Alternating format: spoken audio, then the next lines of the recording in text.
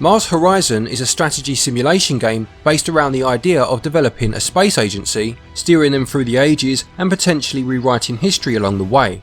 The developers have sought the advice and guidance of the European Space Agency, from engineers to designers, to ensure maximum levels of authenticity, and it most certainly caught the eye when we highlighted it in our most recent upcoming games video. Is it one giant leap for mankind, or one giant pile of spaceman balls? I'm Glen Bolger, thank you to the publishing team for the review code, and now, let's find out. Anything stop us? In Mars Horizon, you are the director of a space agency, with your mandate being to lead it from the dawn of the space age through to landing astronauts on Mars and beyond. To do this, you will need to complete a host of missions, starting in the year 1957 and working your way through the eras of the space age as you play. As I alluded to in the intro, the depth of research that has gone into this game via the developers consulting with the European Space Agency is quite staggering. There is a full Spacepedia which documents everything that you unlock, every vehicle part, every mission, as well as profiles on the agencies included. In terms of the processes you will be carrying out, it's a very authentic experience. Your main resources are your funds, needed to build any of the vehicles or buildings essential to your missions, support, which will increase by completing missions, earning you more money through unlocking higher funding tiers, and science points, which will allow you to research the buildings or vehicles in order to build them in the first place. As you can tell, they are all heavily linked and one cannot be possible without the other, so you will need to keep an eye on all three. Your current rating or amounts for each are displayed at the top of the screen. There are two types of mission, milestone missions and requests. Milestones are important for advancing your space program. They will be contested by all of the space agencies and they will require a lot of additional research. Request missions begin to become available as you complete milestone missions and are a good way of boosting your support and science ratings. They don't require additional research but are only available for a limited time. Most missions in the game follow a similar basic structure. After researching the prerequisite node for the mission in question, we'll cover nodes in more detail soon, you will need to design the vehicle that you will be sending into space. The first mission sees you constructing and launching an experimental sounding rocket. In this case, you will need to build a booster and an upper stage. You will have a number of parts for each to choose from, but the booster must have the capacity to carry the upper stage, and the vehicle specs must ensure that it can reach the minimum distance required for the mission. You must also take into account the need for further vehicle parts as you progress, such as a payload, which is the satellite or craft that you are sending into space. You can then build your vehicle provided you have the necessary funds, and you will be told how long it will take until completion. Time moves in months, with a press of the X button moving time on by 1 month, or pressing Y moving it on until the next scheduled event. Research comes in 3 areas: missions, buildings and vehicles. The Buildings tab will allow you to research new buildings to then add to your base. These may include a launch pad or mission control that will allow you to take on more than one mission at a time. The Vehicles tab will see you researching more advanced upper stage and booster technology, and these will be essential as the payloads you develop become more advanced. Each tab is made up of a number of the aforementioned research nodes, basically a skill tree, and each of these nodes requires a certain amount of science points to complete and subsequently unlock. They will take a number of months to be completed, and once this time has passed they will be available to you. It's all about risk and reward. Do you build the more reliable payload, knowing that this means it may work for longer once it's up into orbit, but also knowing that the extra build time, you may even need to construct a larger launch pad for example, means that you may well be beaten to the punch by someone else, losing the support and prestige that comes with being first? Or do you build the cheapest and quickest model, adopting a be first and worry about it later attitude? You may find that weather conditions on launch day are not great. This will decrease your launch reliability percentage, and whilst you do have the option to reschedule, if your competitors' launch dates are on the horizon, again you will be faced with that decision. Do you delay and risk the potential of being overtaken, or do you push forward in less than ideal conditions, potentially failing the mission?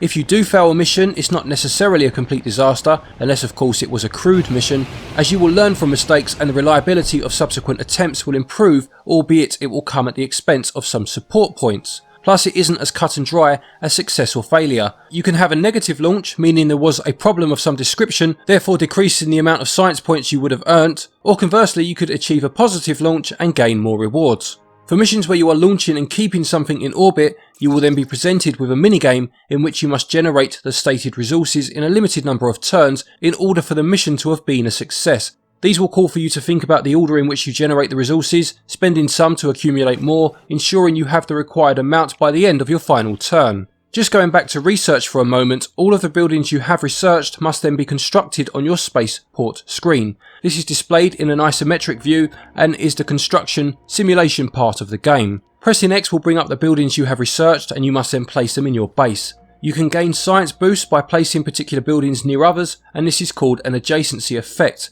Now when I first saw this game, I expected the game to take place predominantly on this screen, with most of the game being about building up this base. But that's not really the case. It's actually one of the more simplistic parts of the game, giving you the option to construct new buildings or demolish existing ones, but if you were expecting SimCity or theme park levels of construction management, then it's not really on offer here. This is a small part of the game and not the main event.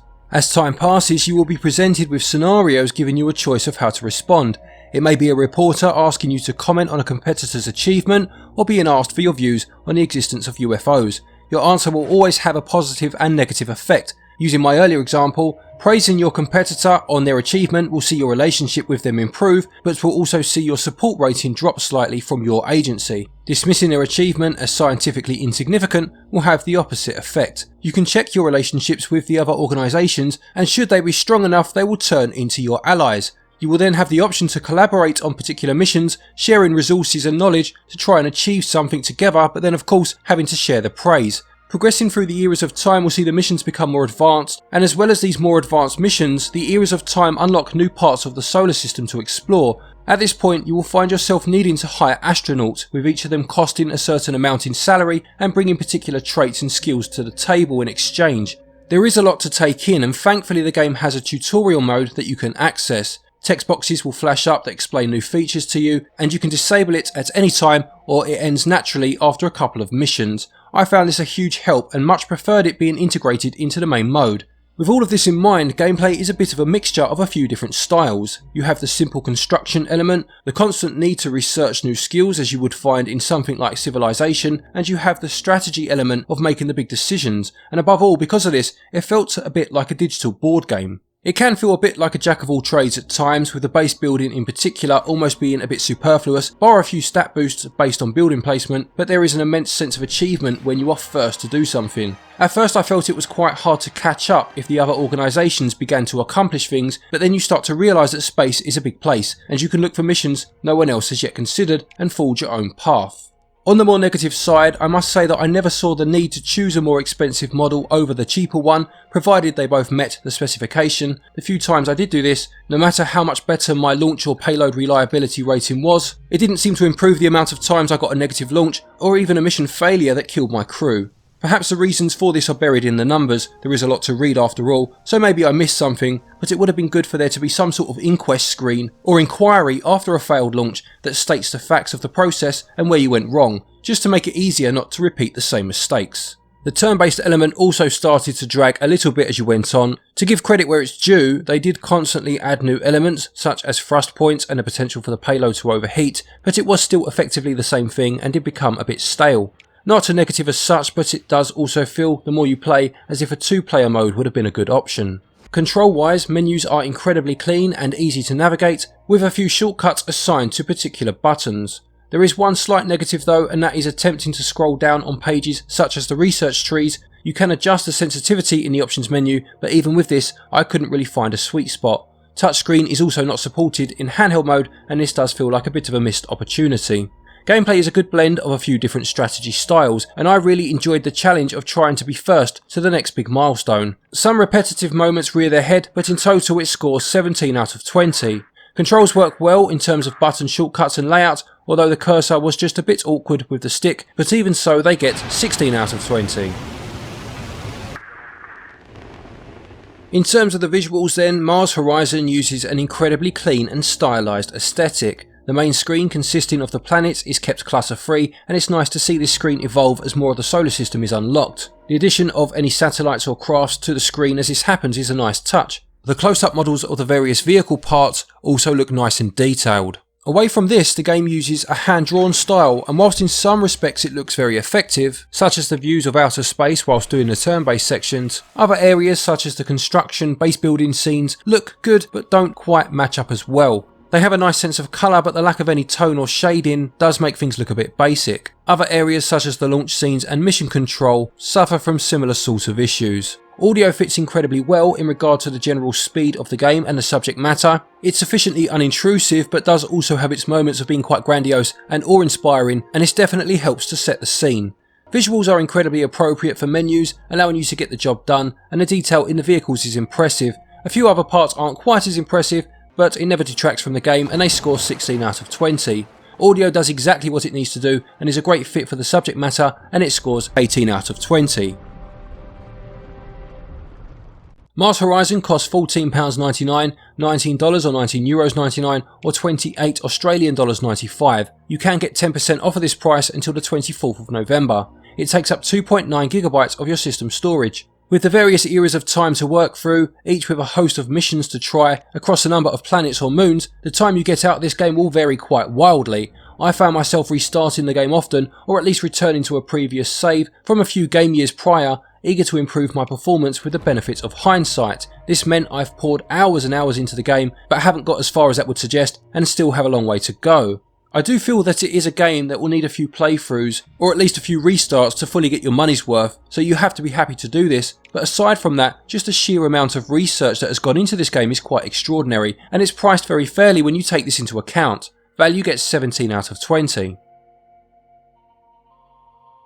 To conclude, Mars Horizon is an incredibly well thought out simulation game which blends a few different strategic styles together. The race to be first is compelling, and trying to plan ahead in order to do just that brought stresses and moments of joy when you pulled it off. The number crunching in terms of success and failure did feel a bit random at times, perhaps this is just the harsh reality of space exploration, and I think it's a game where knowing exactly what you are getting into before you buy it leads to full satisfaction of your purchase. Hopefully this review will help you with this. Any fans of space or astronomy will revel at the level of detail and the revisiting of historical moments that this game has to offer.